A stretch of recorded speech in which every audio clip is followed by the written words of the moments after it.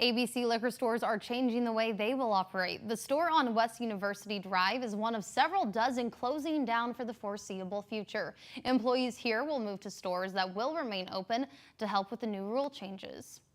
Here are some of those new rules. Customers will not get their own products. Instead, they will tell employees what they want, and that employee will bring it to them while wearing gloves. They ask that customers pay with a credit card if possible, and the new store hours will be noon to 7 at night.